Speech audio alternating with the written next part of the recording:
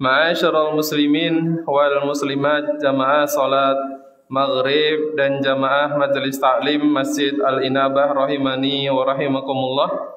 Pertama-tama marilah senantiasa kita memanjatkan puja dan puji syukur kepada Allah Subhanahu wa taala karena sampai malam hari ini Allah masih memberikan, mencurah limpahkan berbagai macam kenikmatan kepada kita semuanya, sehingga kita bisa hadir kembali untuk beribadah kepada Allah Subhanahu wa taala dan untuk menghadiri majelis ilmu pada kesempatan malam hari ini. Kita bermohon kepada Allah, mudah-mudahan Allah menerima amal ibadah yang kita kerjakan dan juga Allah Subhanahu wa taala memberikan istiqomah kepada kita di atas kebaikan sampai kita meninggal dunia. Amin ya rabbal alamin. Yang kedua, salawat dan salam kita curah limpahkan kepada uswatun hasanah kita Nabi Muhammad sallallahu alaihi wasallam beserta keluarga beliau, para sahabat-sahabat beliau, para ulama pewaris beliau, juga kepada umat-umat beliau yang masih setia di dalam menjalankan sunnah-sunnah beliau hingga akhir zaman. Jamaah sekalian rahimani wa rahimakumullah, malam hari ini kajian kitab Ar-Rahiqul Makhtum tulisan Syekh Sofi Rahman Al-Mubarakfuri yang membahas tentang As-Sirah An-Nabawiyah. Kemarin ya, terakhir pertemuan kita sudah membahas bab Sirah Nabawiyah sebelum kenabian.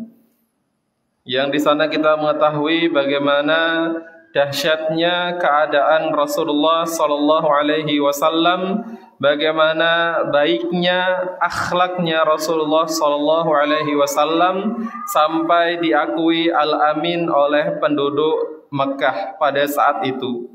Kemudian malam hari ini atau selanjutnya Syekh Sofi Rahman melanjutkan mengkisahkan berkaitan dengan bagaimana peristiwa turunnya wahyu yang pertama. Beliau menyebutkan bahwasanya Nabi Muhammad SAW itu selain berakhlak yang sangat mulia, beliau juga adalah seorang laki-laki yang senang merenung, senang berpikir, ya.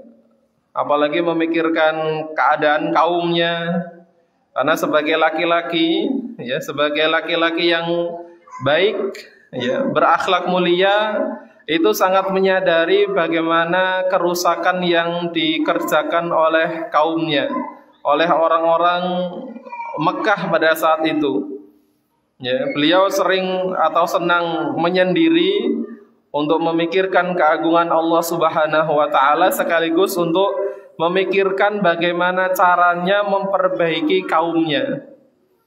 Ya, jadi ini salah satu bentuk akhlak yang baik. Yang lainnya dari Rasulullah sallallahu alaihi wasallam, beliau bukan hanya memikirkan dirinya sendiri, bukan hanya senang memikirkan keluarganya, tetapi bahkan beliau prihatin melihat keadaan masyarakatnya, sehingga beliau sering merenung, sering menyendiri untuk memikirkan bagaimana caranya untuk bisa memperbaiki keadaan kaumnya yang rusak itu.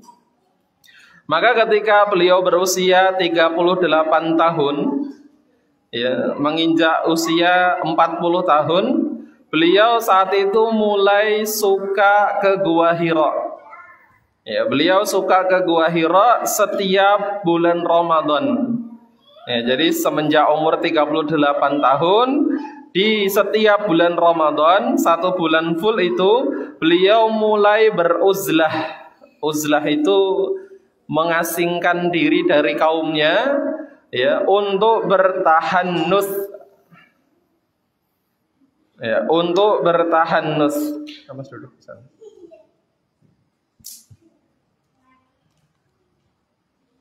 Hamas, duduk di sini. Hamas, duduk di sini.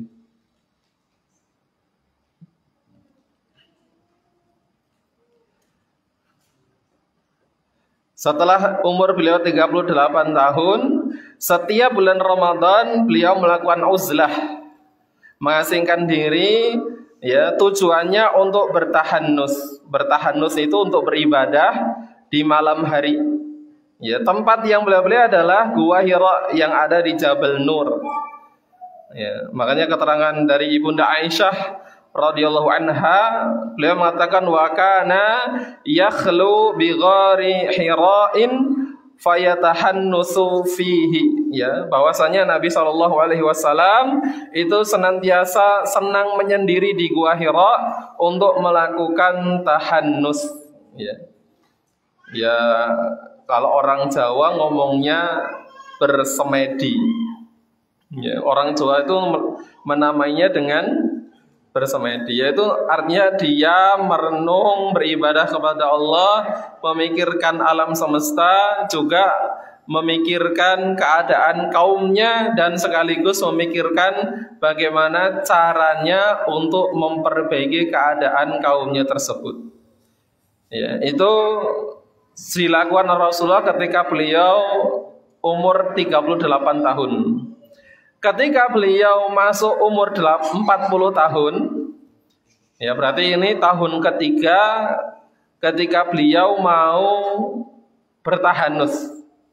Kan tahanus pertama umur 38, tahanus yang kedua umur 39. Ketika beliau sudah umur 40 tahun di bulan Rabiul Awal, di bulan Rabiul Awal, maka beliau setiap bulannya, setiap harinya bahkan itu sudah mendapatkan tanda-tanda kenabian.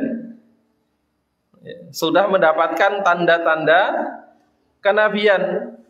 Ya. Di antaranya adalah sebuah batu di Mekah yang mengucapkan salam kepada beliau.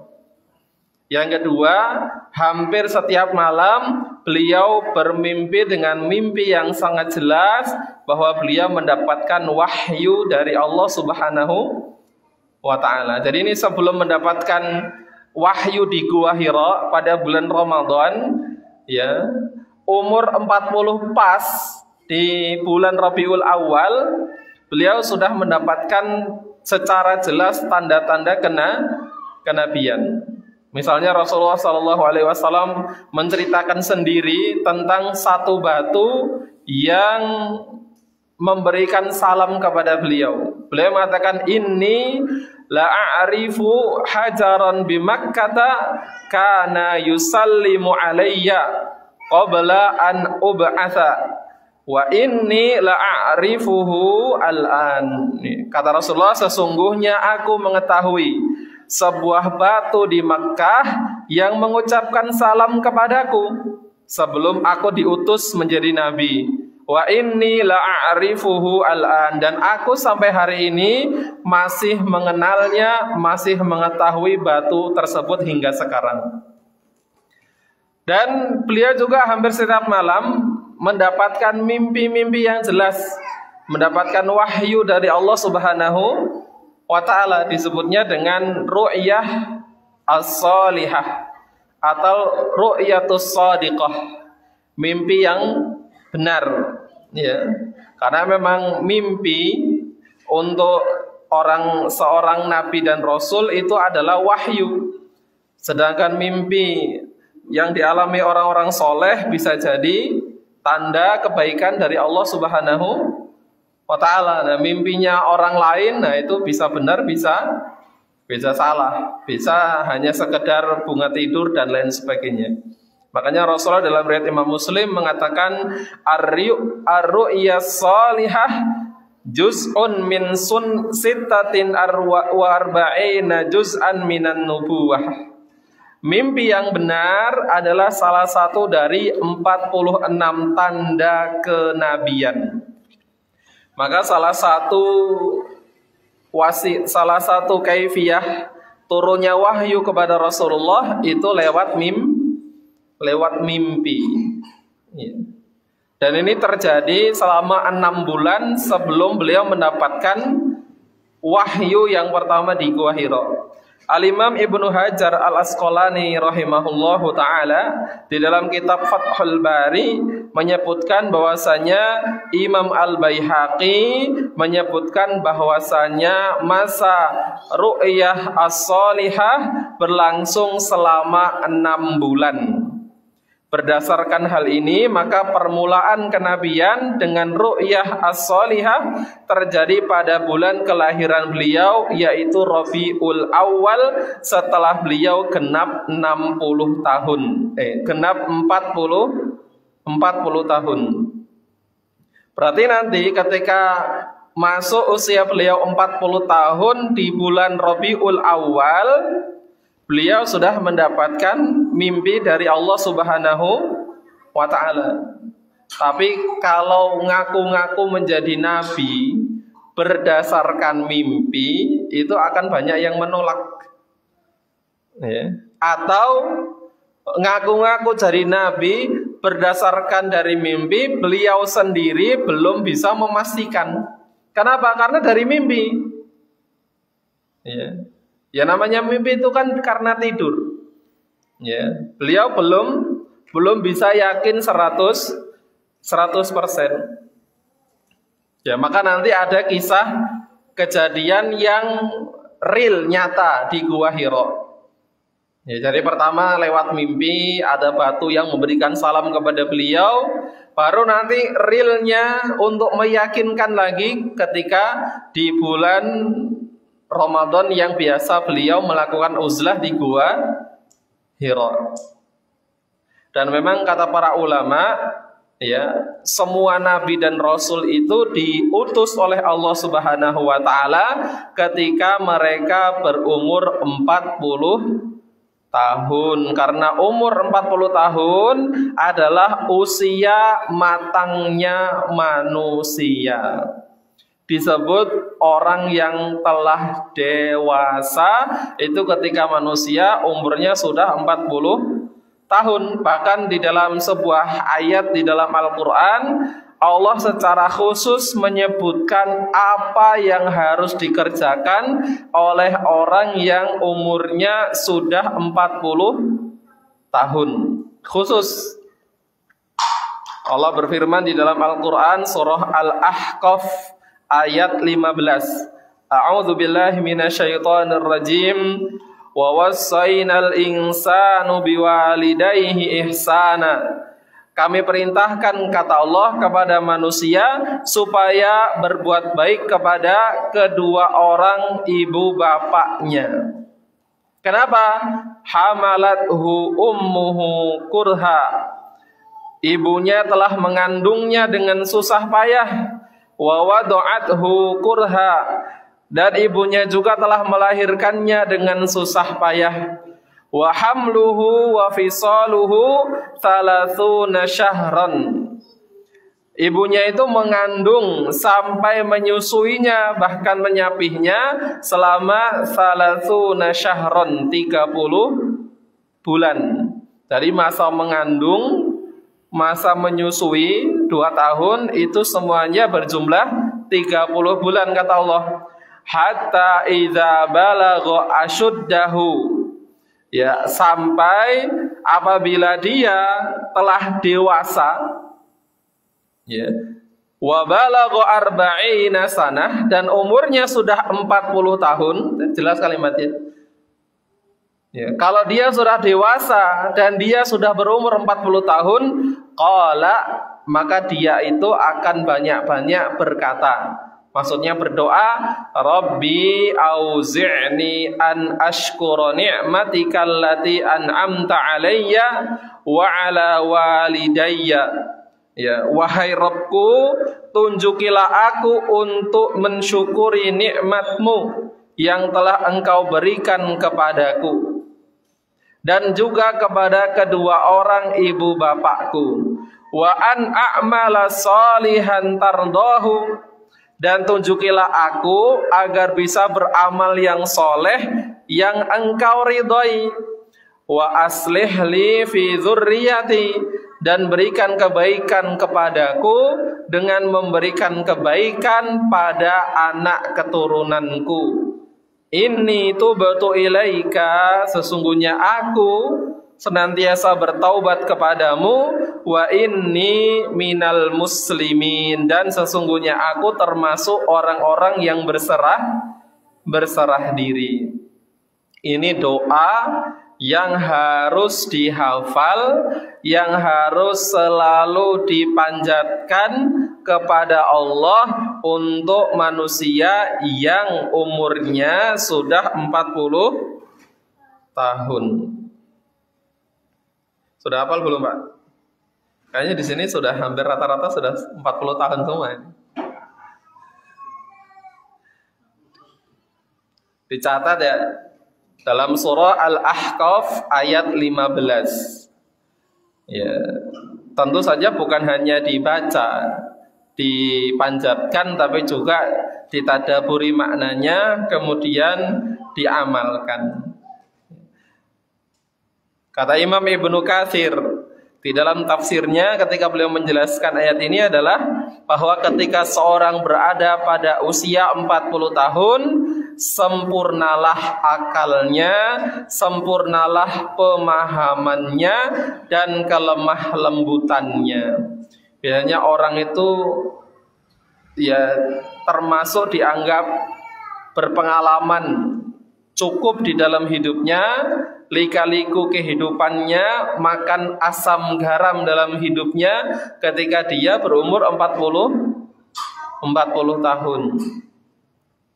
Maka matang akalnya, matang pemahamannya, matang kelemah lembutannya. Kalau muda itu senengnya kerang-kereng aja. Tapi nek wis umur 40 tahun, itu seharusnya loh ya, kata Imam Ibnu Katsir, dia sudah tambah lemah lembutnya. Bahkan kata Imam Malik ibn Anas rahimahullah, beliau mengatakan, beliau melihat laki-laki atau manusia yang hidup di zaman beliau itu kalau umurnya belum 40 tahun suka keluyuran, suka main sana main ke sini. Tapi kalau sudah umur 40 tahun, beliau melihat laki-laki di zaman beliau itu akan agak menjauh dari manusia untuk konsentrasi lebih mendekatkan diri mereka kepada Allah Subhanahu wa ta'ala. Di dalam kitab Al-Jami' li Ahkamil Quran, Imam Malik ibn Anas rahimahullah beliau mengatakan, adraktu ahlal ilmi bibalidina wa hum yatlubuna ad-dunya wa yukhalitun nas. Aku mendapati para ulama di berbagai negeri, mereka sibuk dengan aktivitas dunia dan bergaulan bersama manusia. Melihat orang itu pada sibuk perkara dunia dan bergaul dengan manusia, masih senang main. Hatta ya'tiya li ahadihim arba'una sanah, ketika mereka sampai pada umur 40 tahun, wa idza atat alaihim i'tazalun nas, maka mereka menjauh dari dunia dan dari manusia. Ini fenomena yang terjadi di zaman Imam Malik. Kalau di zaman kita tambah tua tambah jadi, tua-tua jadi. Jadi artinya ya namanya masih muda, senang-senangnya kerja, senang-senangnya main. Tapi orang kalau zaman Imam Malik kalau sudah masuk umur 40 tahun, semuanya itu dikurangi, banyak-banyak ibadah. Ya meskipun sebaiknya ibadah itu dimulai dari semenjak dini. Karena Allah Subhanahu wa ta'ala ya tentu saja lebih mencintai ibadahnya orang sehat dibandingkan ibadahnya orang yang setelah sakit. Ya, tentu saja Allah lebih mencintai ibadahnya orang yang masih muda ketimbang ya melihat orang yang ibadahnya ketika sudah tua. Ya. Allah itu akan ingat kepada hambanya ketika sedang dalam keadaan sempit, manakala hamba itu ingat kepada Allah dalam keadaan lapang. Fadhkuruni azkurkum, ya, ingatlah kalian kepadaku dalam kondisi lapang, maka niscaya aku akan ingat kepada kalian saat kondisi sempit. Ya. Kalau manusia ini kan kata Rasul sallallahu alaihi wasallam, ni'matani maghbunun fihima katsirum minan nas, as-sihat wal faragh. Ada dua nikmat kata Rasulullah yang kebanyakan manusia lalai dengan dua nikmat ini. Kalau sedang mendapatkannya, kecenderungan manusia lalai kepada Allah dan ibadah.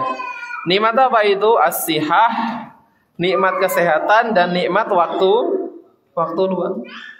Ingatnya kalau sedang sakit. Kalau sedang sehat itu jarang doa, jarang zikir, jarang sholat malam. Tapi kalau sedang sakit, sering zikir, sering doa sampai nangis-nangis, bahkan tengah malam bisa bangun untuk melaksanakan sholat tahajud. Ya, kata malaikat, ini doa suaranya siapa? Ya, tiba-tiba kedengaran. Biasanya tidak pernah kedengaran. Ya. Karena sesungguhnya ya Allah Subhanahu wa taala akan mengingat hambanya ketika sedang sempit, ketika hamba itu senantiasa mengingatnya dalam keadaan lapang. Tapi masih lumayan. Sakit ingat sama Allah. Ya sudah tua ingat sama Allah. Yang lebih parah itu sehat nggak ingat sama Allah, sedang sakit pun tetap nggak ingat sama Allah. Masih muda nggak tahu ibadah, sudah tua juga semakin menjadi. Maka ketika uzlah beliau memasuki tahun ketiga, berarti umur beliau 40 tahun lebih 6 bulan. Ya. Karena beliau lahir Rabiul Awal. Ya, Rabiul Awal pas umur 40 tahun, tanda-tanda kenabiannya ada batu yang memberikan salam kepada beliau. Beliau mendapatkan mimpi dari Allah Subhanahu wa taala. Nah, ketika di masa uzlahnya yang ketiga, yaitu bulan Ramadan, berarti umur beliau 40 tahun lebih 6 bulan. Kalau di dalam kitab Rahiqul Maktum, Syekh Sofiyur Rahman itu sampai merinci kapan usia Rasulullah, berapa usia Rasulullah ketika mendapatkan wahyu yang pertama. Ya, disebutkan di dalam kitab itu bahwasanya turunnya wahyu yang pertama di Gua Hira kepada Rasulullah itu pada hari Senin. Ya, pada hari Senin tanggal 21 Ramadan di malam hari. Ya. Nah, kenapa Ustaz? Tapi kalau di Indonesia diperingati nuzulul Quran tanggal 17 Ramadan. 17 Ramadan itu adalah malam diturunkannya Al-Quran dari Lauhul Mahfuz ke langit dunia. Itu tanggal 17 Ramadan. Dari langit di dunia turun kepada Rasulullah melalui malaikat Jibril pada tanggal 21 Ramadan. Karena sesuai dengan kalimat atau firman Allah, inna anzalnahu fi lailatul qadr. Sesungguhnya kami menurunkan permulaan Al-Quran fi lailatul qadr, di malam Lailatul Qadar. Ya, di malam Lailatul Qadar. Lailatul Qadar itu ya 10 malam terakhir bulan Ramadan, dan tepatnya di hari-hari ganjil.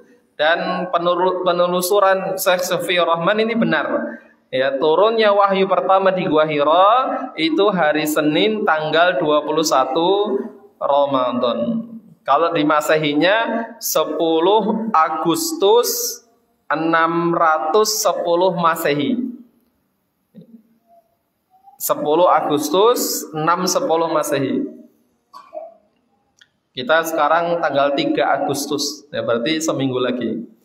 Ya, dan Nabi SAW pada saat itu berusia 40 tahun 6 bulan 12 hari kalau dihitung menurut kalender Hijriah.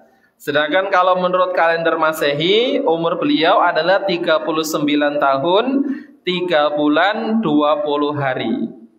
Ya, nah memang ada perbedaan waktu antara Hijriyah dengan Masehi, dan syariat-syariat yang berhubungan dengan hari, tanggalan, tahunan di dalam Islam itu berkaitan dengan tahun atau kalender Hijriyah.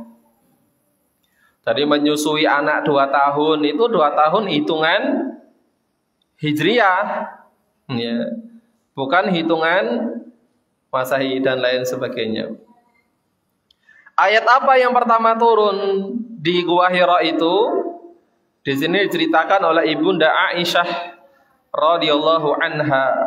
Ya, beliau menceritakan dari awal. Awwalu ma budi'a bihi Rasulullah sallallahu alaihi wasallam minal wahyi ar-ru'ya as-salihah fin naum.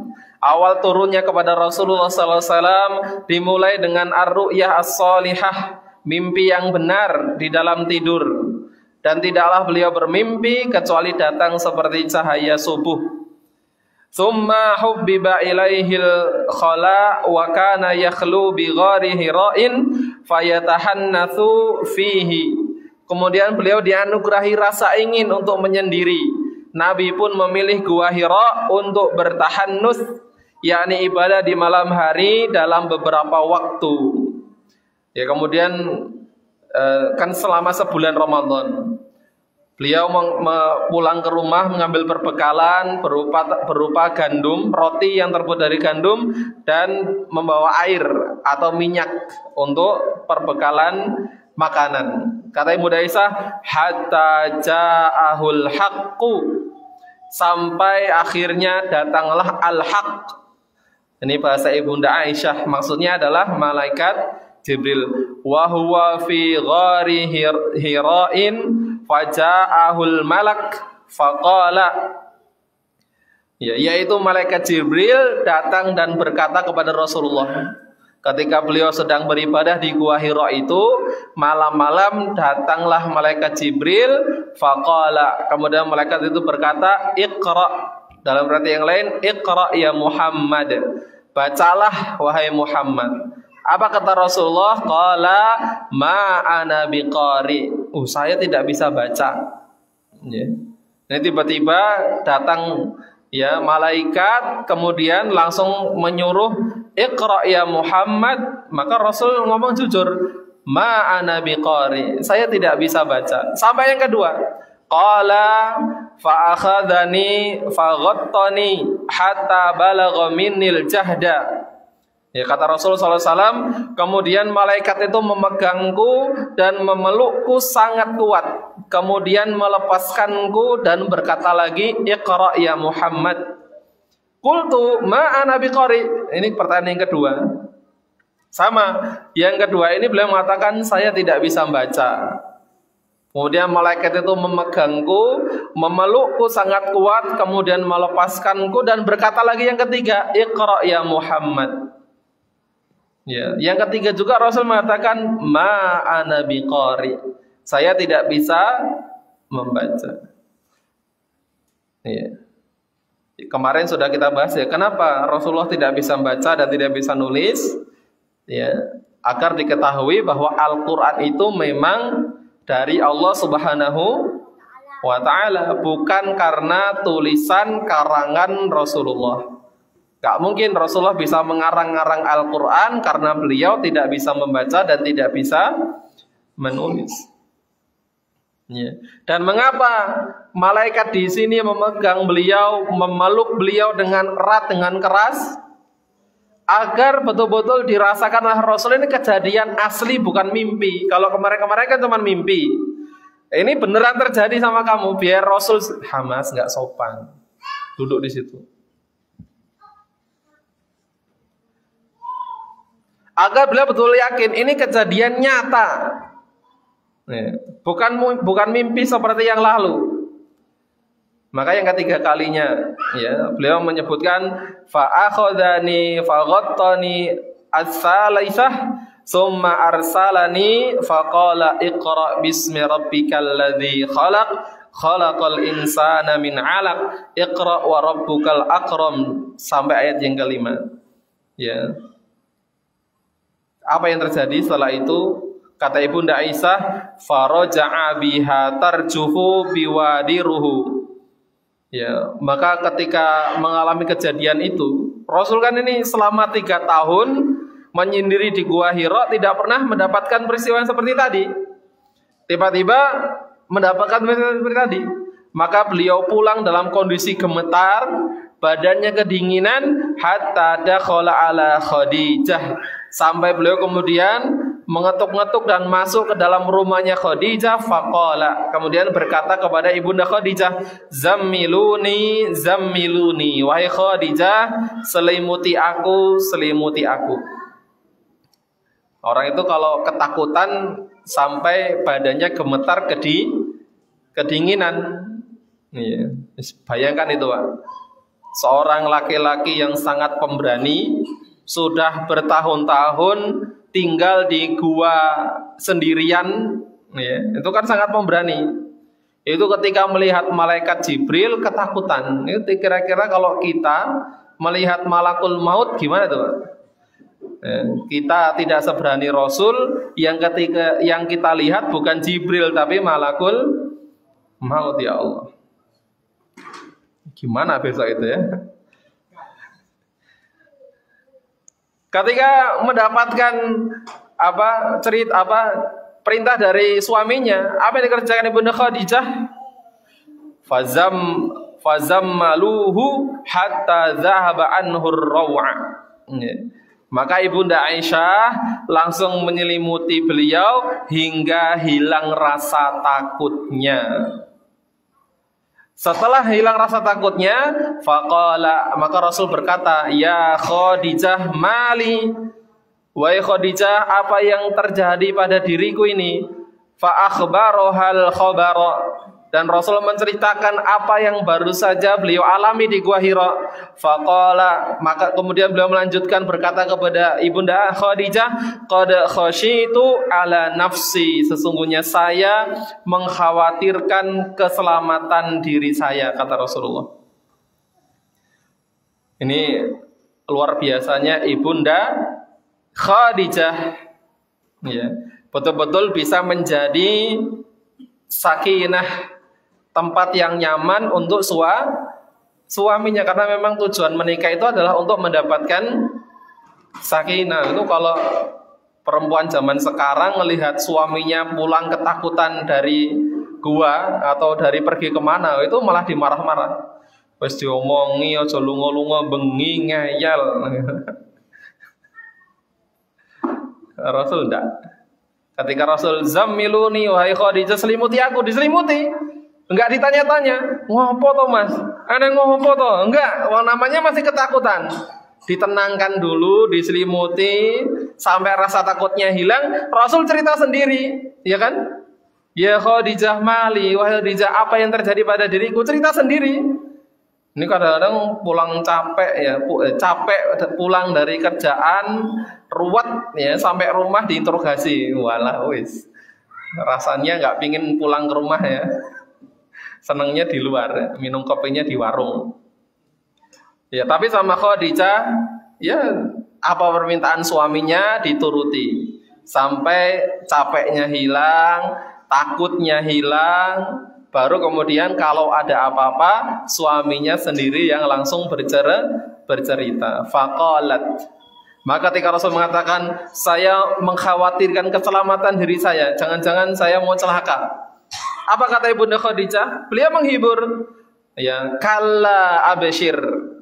Sekali-kali tidak, engkau tidak akan celaka, ya, engkau tidak akan mendapatkan keburukan. Abshir, tapi justru engkau akan mendapatkan kabar gembira. Kenapa? Fawallahi, demi Allah, kata Ibunda Khadijah, la yukhzikallahu abadan. Allah tidak akan pernah menghinakanmu selama-lamanya. Ini kesaksian dari istrinya tentang kebaikan suaminya. Kenapa? Innaka latasilur raham. Innaka latasilur rahim. Sesungguhnya engkau adalah orang yang suka menyambung silaturahmi. Wa tasdukul hadis. engkau juga berkata yang jujur. Orangnya kalau ngomong jujur. Wa tahmilul kalla, engkau juga suka menanggung beban orang lain. Wa taksibul ma'duma, engkau suka menyantuni pihak yang kekurangan. Wa taqri ad-dhaifa, engkau suka memuliakan tamu. Wa tu'inu ala nawaibil haqqi, dan engkau suka menolong orang yang menegakkan kebenaran. Enggak mungkin laki-laki sepertimu yang mempunyai akhlak yang sangat mulia tadi akan mendapatkan keburukan. Itu tidak mungkin. Itu hiburan dari istri kepada suaminya. Jadi yang bersaksi tentang kebaikan kita, yang paling jujur dan paling bisa diterima adalah istri kita. Kalau orang lain itu bisa pencitraan, Pak ya. Kawan ngaji ngomong, Bapak Fulan itu sangat baik sekali. Lah ketemu cuman seminggu sekali di tempat pengajian. Ya kan, cuman beberapa menit, cuman beberapa jam. Ya kan? Tapi kalau sudah istri yang bersaksi kebaikan suaminya, itu berarti memang benar-benar suami yang luar biasa. Karena kalau kita di rumah itu kita nggak bisa pencitraan itu, Pak. Nggak bisa pencitraan. Kita akan jadi manusia yang dengan karakter yang sesungguh aslinya kita itu bagaimana itu ketika kita di rumah. Ya. Maka kata Rasulullah, khairukum li ahli wa ana khairukum li ahli. Ya.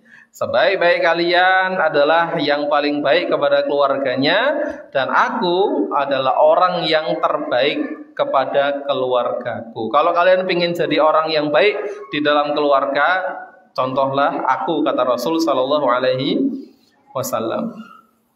Makanya Ibunda Khadijah itu memang wanita yang sangat istimewa di hadapan Rasulullah Sallallahu Alaihi Wasallam, bahkan ya, di hadapan Allah dan di hadapan malaikat Jibril. Sampai malaikat Jibril itu pernah mengatakan kepada Nabi, ya Muhammad, titip salam untuk Khadijah. Malaikat Jibril. Ya.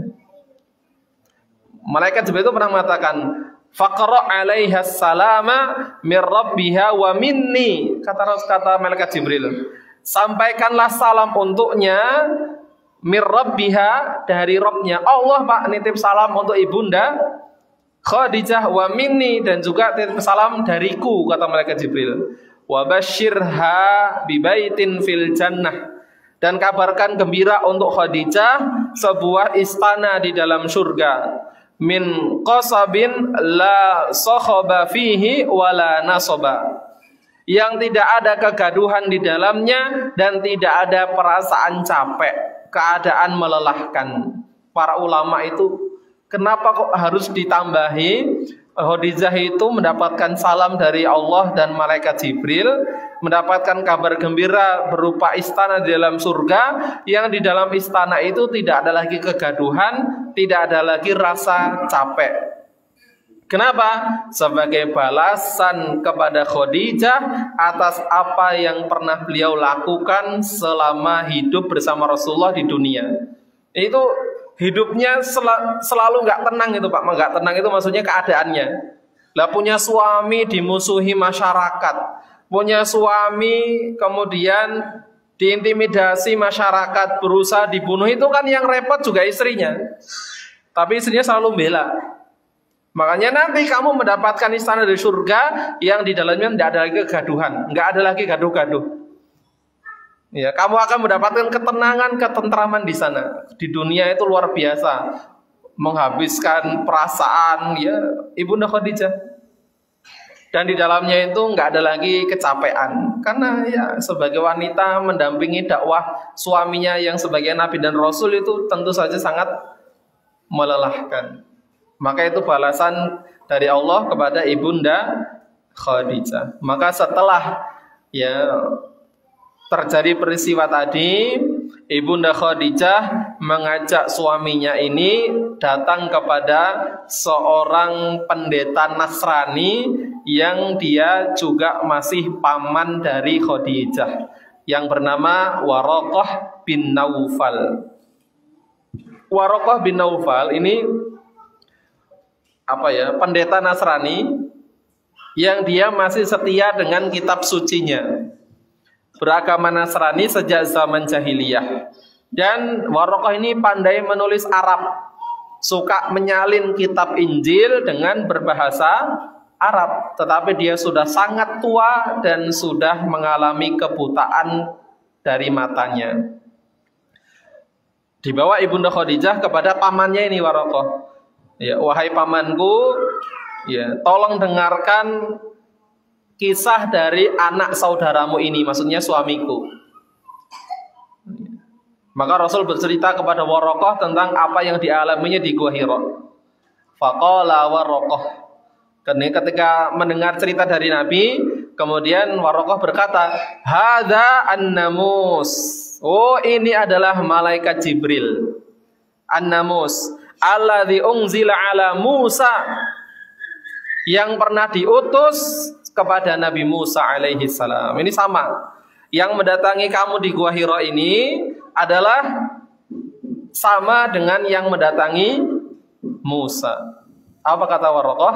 Ya laitani fiha jada'an akuna hayyan. Wahai sekiranya semoga saya masih hidup ketika kamu diusir oleh kaummu. Masalahnya kan saya sudah tua nih, sudah tua renta. Seandainya saya masih hidup ketika kamu diusir oleh kaummu. Ya.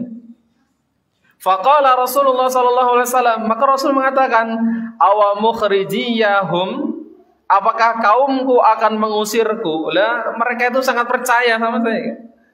Ada perjanjian para pembesar, perjanjian damai, beliau diundang. Berbagai macam barang-barang itu dititipkan kepada Rasulullah. Orang-orang sudah mengakui keamanahannya Rasulullah. Makanya Rasul bertanya, apakah kaumku akan mengusirku? Faqala Waraqah na'am. Kata Waraqah, benar. Ya, dia melanjutkan, lam ya'ti rajulun qattun bima ji'ta bihi illa 'udiya. Ya. Tidak ada seorang pun yang diberikan wahyu seperti engkau kecuali pasti dimusuhi orang.